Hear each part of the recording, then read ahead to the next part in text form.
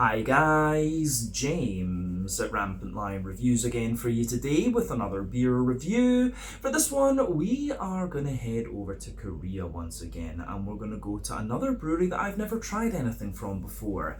Now, these guys are another relatively new addition to the Korean beer scene, but they've built up a very good reputation for themselves over the last couple of years, and the guy behind this brewery has done quite a lot for the Korean scene actually. These guys have really been quite innovative in helping the Korean craft beer scene grow, which is something we all want to see in lots of different countries, of course.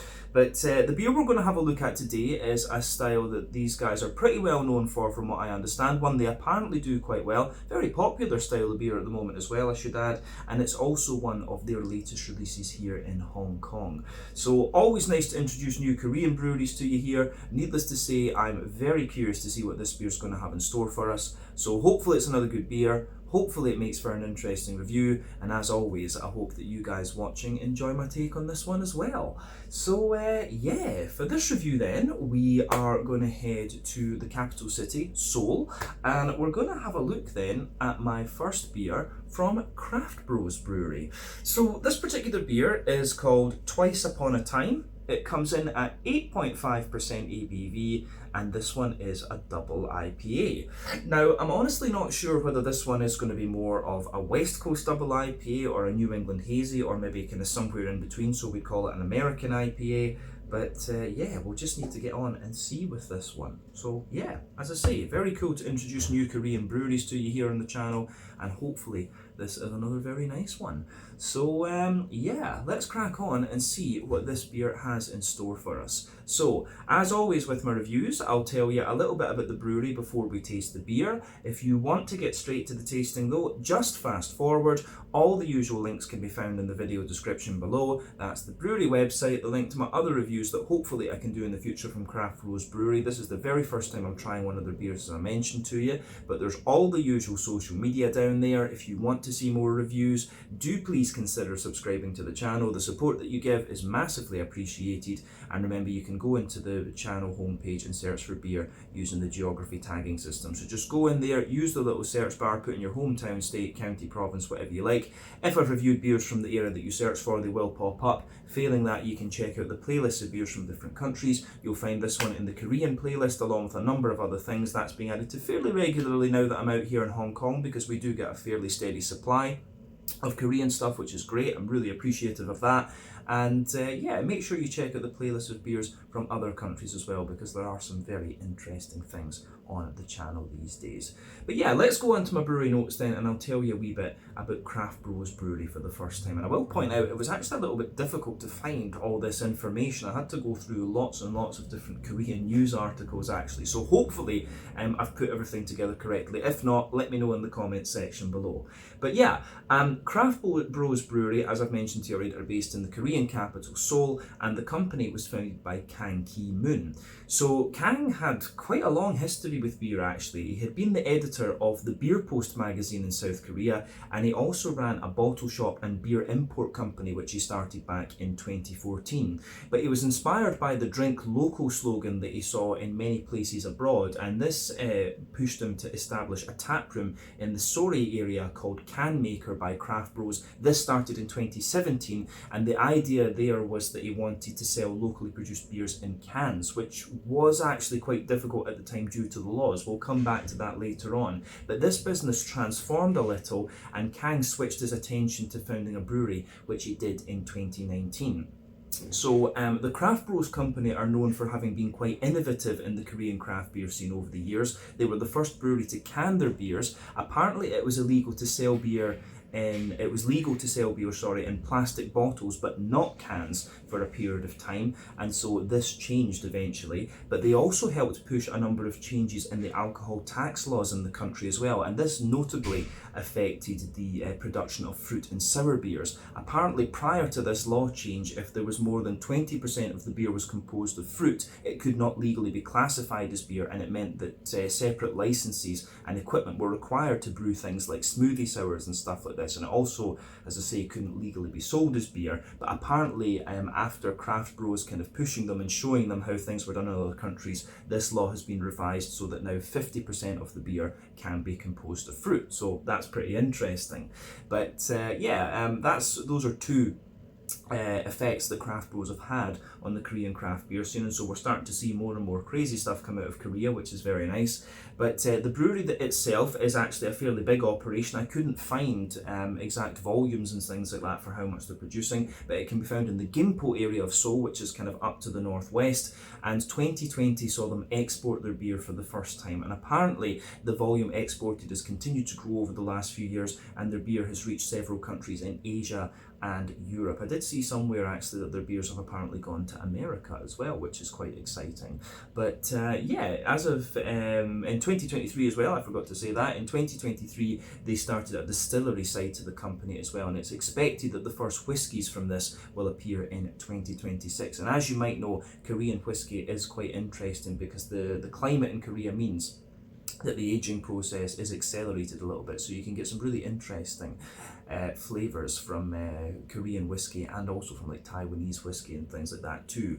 But as of May 2024, when I'm filming this review for you, these guys have produced 150 different kinds of beer according to Untappd, and there are a whole variety of different styles in there, so lots of things that you can go and check out actually. But that is everything I can really tell you about Craft Bros Brewery for the moment. As I say, I'm not 100% sure that everything is correct, because you know the translation from Korean can be a little bit difficult, but we Google Translate, we're putting our faith in that. But hopefully what I told you about the brewery made sense, and as I say, correct any things that I've said wrong in the comment section below if you happen to be watching from South Korea. But yeah, if you want to learn more about the brewery, check out the brewery website. You can follow them on Facebook and Instagram to keep up to date with all the latest goings on, and you can of course check out the Rate Beer, Untappd and Beer Advocate pages as well to learn a little bit more about all the different beers that these guys have done. So let's go on and actually have a little look at the beer itself. So as you might be able to see, this one is a half-litre can. I'm not sure exactly what that is on the label. Is it like straw shoes or a little straw basket or something like that? Really not sure. Kind of reminds me a wee bit of the lambic baskets that you find in Belgium for buying all of those beers. But yeah, it looks really, really nice, this one. Plain silver top on the can there, incidentally, which is great. As I said, this one is a half-litre can, and I actually can't remember where I bought this one. I either bought this at Craftissimo or at Gur Beer. So two very, very nice beer shops here in Hong Kong that are definitely worth checking out if you get the chance. But 8.5% double IPA, this one. It's hopped with Citra and Citra Cryo, which we know very, very well. 14% alpha acid, one of the classic American hops, maybe the classic American high alpha acid hop if you like. It gives you big kind of juicy mango-y notes, can give you a little bit of grapefruit or passion fruit, lemon and lime, and sometimes lychee and stuff like this as well. Depends on your malt base, of course, which we're going to find out in a minute. But there you can see, not sure how well that's going to show up there, you can see the Craft Bros Brewery symbol on the top of the can as well. But yeah, 8.5% double IPA, this one, Twice Upon a Time from Craft Bros in Gimpo in Seoul in South Korea. Let's get this guy out into the glass and see what it's all about. Very, very curious if I can get my finger under the thing. There we go. There you are. So let's do this. Oh, you can smell the citra on that right away as you open it up. Let me just sugar it up just in case there's a bit of sediment in this one. I just need to see. And again, there you go, there is a bit of, there is a wee bit of sediment to this one, you can see that. Yeah, so this one, I should have pointed out, this was canned at the end of February 2024, so we're drinking this one at about 3 months old, because like I say, it did take me quite a wee bit of time to find the information on this brewery. But yeah, you can see there are little bits of sediment in the bottom of this one there, but it's all natural, of course, we don't need to worry too much about that. But yeah, you can see that this beer's poured with virtually no head, actually, which is kind of interesting. But yeah, this should be quite nice. I'm just going to turn that light down a wee bit so you can see the can a wee bit better. There you go. That looks nicer, doesn't it? So, Yeah, as you can see then, this beer's poured a lovely kind of bright yellow, almost mango juice type colour. So yeah. Remember, the colour of your beer depends on a few things. 1, the type of malts that you use. This goes a long way to determining your EBC rating. 2, length of your wort boil is also going to play a role, because the longer you boil the wort, the more the sugars caramelise, and thus you get a darker colour of beer. Any bad aging you do or adjuncts you put into the beer will affect its colour as well. But yeah, you don't often have to care about that with different kinds of IPAs. Now, this one, as I say, I have a feeling this is going to be more of like an American IPA rather than being too New Englandy or too West Coasty. So remember, a New England IPA in the malt base, it usually has barley, oats and wheat in it.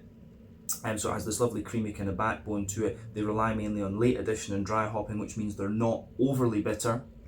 They're more kind of soft and juicy. West Coast IPAs use primarily barley malt in the malt base. It's not unheard of to use a little bit of oat or a little bit of wheat, but not that common either. And then they use a lot of early addition hopping in addition to late addition and dry hopping as well. So that means they have a little bit more bitterness and a bit more punch to them.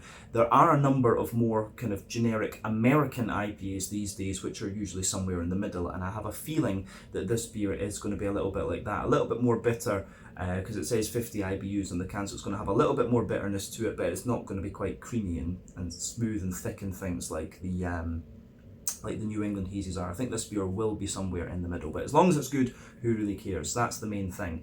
But yeah, you can see that this beer does have a little bit of natural haze to it, so I would say that this one probably, it's going to be unfiltered of course, but it's probably going to have a little bit of wheat and a little bit of oat in it, and you can kind of see that. The sediment in this one looks as if it's a bit more oaty, in all honesty, but there's not too much in the way of visible carbonation with this beer. 1 or 2 big bubbles sticking toward the side of the glass, a few little ones going up toward the bottom of the head there, but overall it looks pretty nice, I have to say, and this is kind of what you would expect from you know, a modern IPA. So I don't think we really need to say much else about the appearance of this one. The only surprising thing, of course, is that it didn't really show us any head when we poured it, but yeah, that can happen sometimes. So let's have a wee look at the aroma then and see how we go with this one. I'm very curious about this. Oh yeah, I think, you know, what I said about this being a more generic American IPA is probably going to prove to be right. It smells a little bit more New Englandy. It smells as if it maybe leans like 75% New England, because it does smell very soft and juicy. But yeah, overall it's like it leans a little bit more toward that New Englandy side than it does the West Coast. But as I say, it's not madly hazy. But then again, some New England IPAs are not madly hazy. So yeah, it was just listed as a double. It was listed as an American IPA, I think, just on Untappd.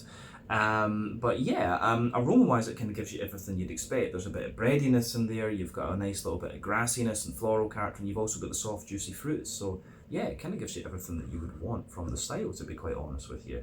So, yeah, let's have a wee look at the... let's have a wee look at this beer a bit more in depth then. So the backbone of the beer, you've got that lovely kind of fresh white bready bread crust coming out of this one. You can feel that in there. Soft, smooth, fresh, white bready bread crust. It's like a kind of hedgehog roll type thing. There's definitely little hints of like wood and cracker in there, but those are quite minimal in all honesty. But yeah, you've also got a little bit of like a kind of wholemeal brown bready sort of thing too. Just nice, yeah, wholemeal brown bready sort of thing in there underneath. But then yeah, you've got quite a fluffy white bready character as well. Then a more dense, yeah, more sort of dense wheaty white bready character too, which I think is very, very nice. Yeah, you can smell a little bit, there is a little touch of wheaty bitiness in the back of the nose there, but I think the wheat in this one is quite smooth, and as I've said in many videos before, oats and wheat can vary depending on where they're from. Like European oats are very, very creamy, whereas American oats are a bit more kind of porridgey. European wheat is a little bit more kind of bitey, I would say, than American wheat, which is just a little bit smoother. So I'd be very curious to know what kind of wheat and oats and, you know, where the barley malt in this one comes from actually. Because it does smell that wee bit different, come to think of it. But yeah, you can smell that little bit. It's quite a smooth wheat that comes out of this one, so I'm guessing it could well be American. I'm really not sure how big wheat production actually is in Korea itself. So yeah, you've got a nice little bit of that kind of smooth wheaty current there with a wee bit of bitiness at the back of the nose. You can get a little bit of oat in this one as well.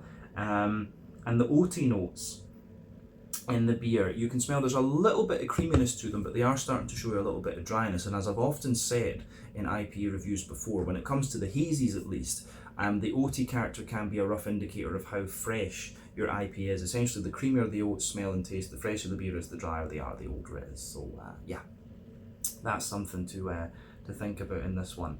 But yeah, you can smell that little bit of creamy oaty character in there. It's quite smooth and it's actually got a little bit of sweetness to it. You do get a little touch of like a Werther's Original butter candy, butterscotch type flavour out of this, which again I think is quite nice. I think that covers everything we really need to say about the malt base. It's not anything we haven't seen before, and I would say the malt base does come across as being more New Englandy rather than anything else. Yeah, so let's look at the hoppy side of things then. So as I mentioned earlier, you have three kinds of hoppings when it comes to IPAs. You've got early addition hopping, which takes place within the first hour of the wort boil. That's going to give you mainly bitterness and a deep dank flavour and aroma. You've got late addition hopping, which takes place in the latter half hour of the wort boil. Gives you a wee bit of bitterness, mainly flavour and aroma, and that's going to contribute quite a bright green component. But then you also have dry hopping, which takes place after the wort boil is complete, and that pretty much gives you all flavour and aroma, and yeah, pretty much only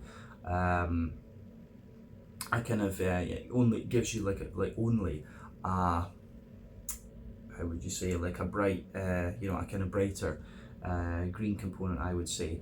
But yeah, just going from the aroma of this one, I think there's a little touch of early addition hopping going on in this one, but not a lot. I think it is relying mainly on late addition and dry hopping. So West Coast IPAs, like I said, use all three, whereas New England IPAs rely on the latter two. But yeah, it says on the can that it's 50. And as I say, when you take the aroma in quite deeply, like this, you can get that little bit of deep dankness out of it, but not overly much.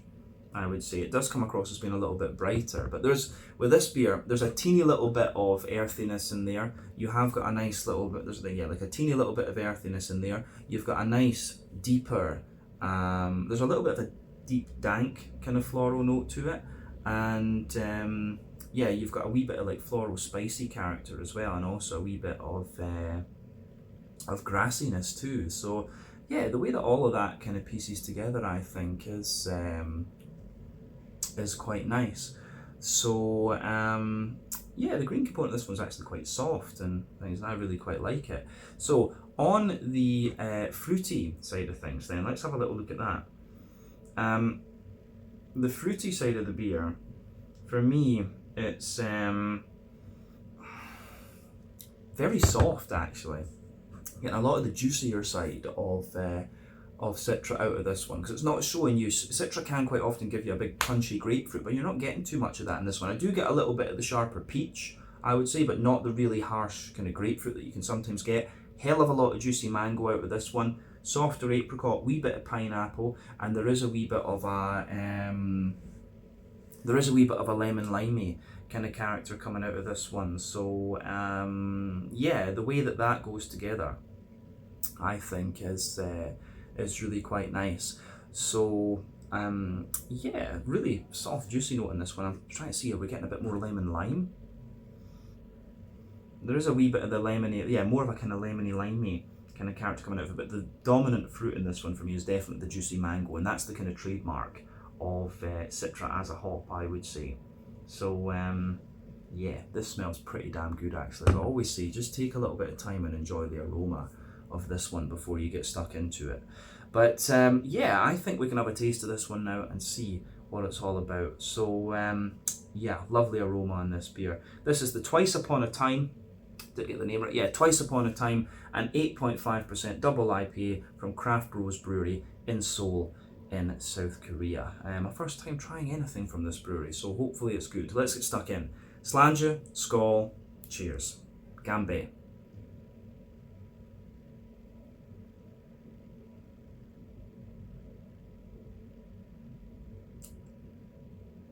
Ooh, that is pretty nice actually. So going to say straight away, thumbs up to Craft Bros for this one.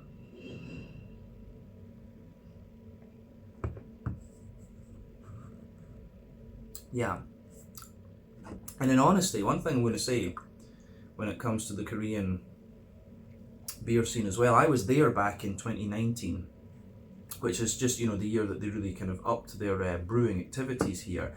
It really seems that within the last sort of 5 years or so, the Korean beer scene has come on leaps and bounds, actually, because I'm sure there was good beer there, but, you know, maybe it's more correct to say that things are actually starting to get out there a little bit more. I mean, there are some very, very good Korean breweries these days, but, you know, the same could probably be said for Japan. There are some very good Japanese craft breweries these days, but there's only a handful of them are actually getting their beer out there a little bit more, which is kind of sad to see, because it would be cool to see that go further across the world.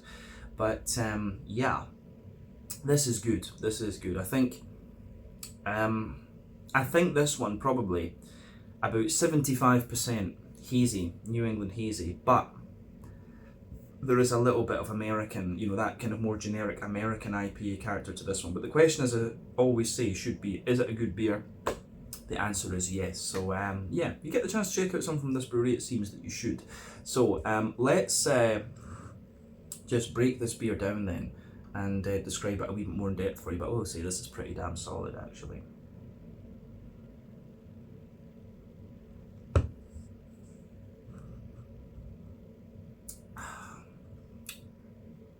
Yeah. So let's just go to this beer gives you everything you want. It's got a lovely soft, kind of more oily juiciness to it, nice green component, good little bit of bready, kind of smooth character as well.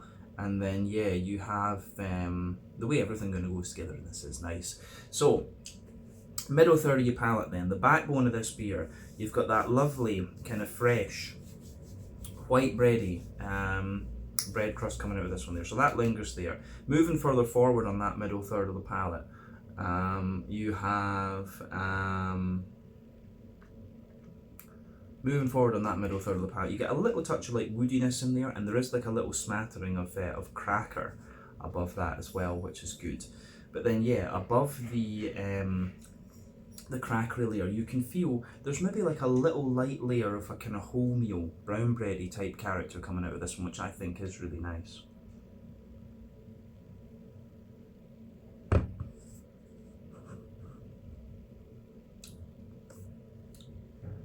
So, yeah, you get a little bit of that kind of brown bready character coming out of this one, which I think is very, very nice.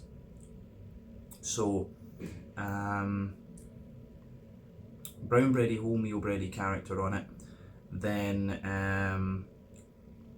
on top of that, you start to get the barley malt white bread, so you can feel that nice kind of fluffy. It's actually quite a dense bready character coming out of this one, and it feels a little bit wetter too. So yeah, you can feel that barley malt white bready character in there, which is quite nice. It's not overly sweet, but it has a little bit of sweetness to it. So yeah, that's quite interesting. It's quite hard to pick out whether that would be American, Australian or European malt. Actually, they might well have their own malteries in Korea, I don't know. So yeah, you get a little bit of brown bread, you get a little bit of white bread, then above that you can feel the wheat. And the reason you can tell that is because there's a significant increase in the density there, so you can feel that nice, thicker, wheaty character. Wheaty, white bready character coming out of the beer. So further forward on that middle third of your palate, you've got a wee bit more of a yeah, you've got a wee bit more of a kind of I would say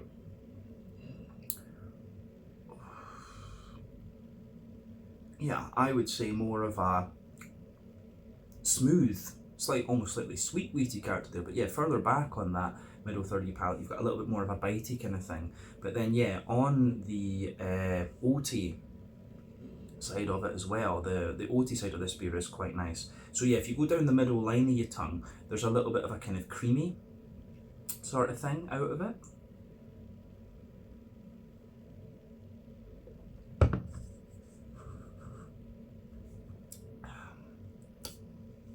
So yeah, there's a little bit of a more kind of creamy oaty sort of thing coming out of this one. And then as you move out toward the edges of your palate, you get a little bit more of like a slightly drier oaty character. And in the dead centre of your tongue, there's a wee bit more of that kind of Werther's Original butter candy, butterscotchy sort of thing coming out of the beer as well. And then just a wee bit of like biscuit or something. So yeah, the way that goes together, I think, is quite nice. The malt base in this one, it kind of thickens up a wee bit more the further you go into the aftertaste as well. But all in all, it's pretty nice. So that's the middle third of the palate in this beer.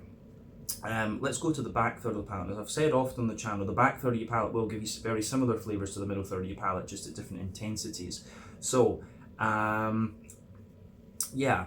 Remember, sweeter flavours come out further forward on the palate as well. More dry and bitter flavours come out further back. But yeah, border region between middle and back third of your palate, you get a nice little bit of bready build up in there. You can feel the brown bread in the base and the white bread on top of that, and then a wee bit of wheat. But yeah, the base of that back third of your palate, you've got a really nice kind of you do have a really nice bit of like white bready bread crust in the base, and it feels a little bit drier. Of course, you've got the crackery layer above that, which again feels a bit drier. You've got the wholemeal brown bready character in there, which feels a little bit lighter and more airy as well. So yeah, a little bit of a kind of white, sort of a little bit more of a kind of airy, slightly dry brown bread. Then you've got the white bready character above that, which feels a little bit lighter and more airy too. And then on top of that, you've got a more, yeah, you've got a little bit of a more kind of wheaty sort of thing. So you get a little bit more of the bitey side of the wheat above that actually, and then you've got all the yeasty character out of the beer. So let's have a wee look at that yeasty side of things.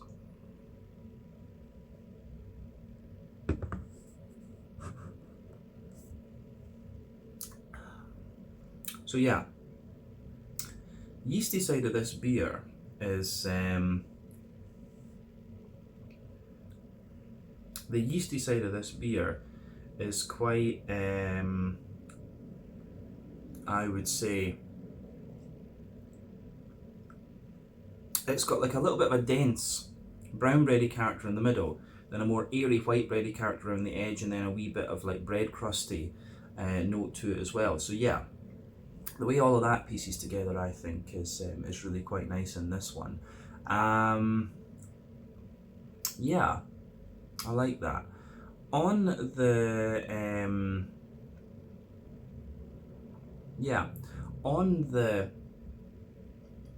I don't know if there's really much else to say about the yeasty side of things. So yeah, like brown bread in the middle, more airy white bread around, then a wee bit of a bread crust around the edge. But definitely back third of your palate, you can feel the flavour is taller. Then as you move further forward into the middle third of your tongue, it just kind of condenses down and squashes together a little bit more. So yeah, the way that goes together is pretty nice. Let's focus on the hoppy side of the beer then. So green component first. Back corners of the palate, you do have a little bit of that earthy character coming out of this one. Not too much, of course.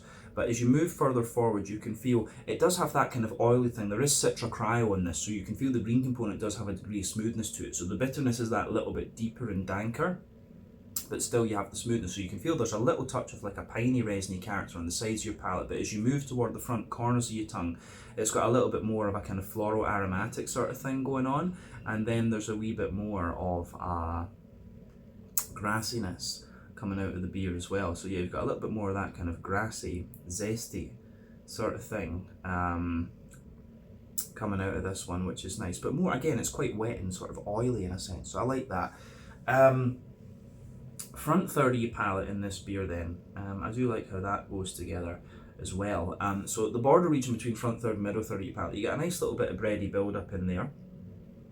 The base of that bready build up is like more brown bread, then you've got the white bread and the more dense wheat on top. But yeah, the base of that front third of your palate, you've got the bread crust, not so much cracker in this case. Then you've got like the kind of denser white bread and the smoother wheat as well. But then on top of all of that, you get that nice oily bubble where the juicy fruity esters just kind of roll their way out of the beer. So yeah, the way all of that goes together, I think, is quite nice in this one for sure.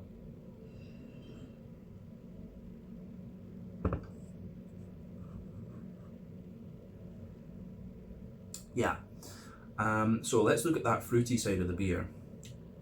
At the back of that front third of your palate, you do get that slightly stronger peachy note, which you can often find from Citra. But yeah, as you move further forward, there's a little touch of passion fruit in there. But yeah, quite a bright, juicy mango. As you reach the middle of that front third of your palate, you've got lovely soft apricot in there and a bit of more oily pineapple on top of that. The apricot actually spreads quite far forward in this one, but then you get a wee bit of the more kind of, it's more like a soft, like kind of juicy, limey character as you reach the front tip of the tongue in this one. So you get a little bit of a soft, juicy, lemony, limey note, which lingers into the aftertaste and mixes in with those grassy esters on the front tip of your tongue. So all in all, it's showing off the Citra hop very, very nicely, actually. This is it's a really well done beer, this one, actually, and I think it does. If we move on to the mouthfeel, we've covered all the flavours now. Let's move on to the mouthfeel section. I would say this beer, mouthfeel-wise, it is a little bit more like one of these generic American IPAs. It's not madly kind of creamy and smooth as some of them can be. But yeah, the way that all of that goes together in this beer is nice. So yeah, for me, this beer, it's kind of it's probably pushing toward the top end of mid-body. The carbonation is quite smooth. It's got a little bit more of a kind of oily mouthfeel to it rather than anything else. IBUs we know are 50. I probably would have guessed a little bit less than that, in all honesty. It's not too deep and down, but I think the cryo can mask quite a little bit of the IBU in a sense. But yeah, your malt base, you've got a bit of dryness underneath, smoothness in the middle, and a wee bit of smooth kind of creaminess sitting on top of that.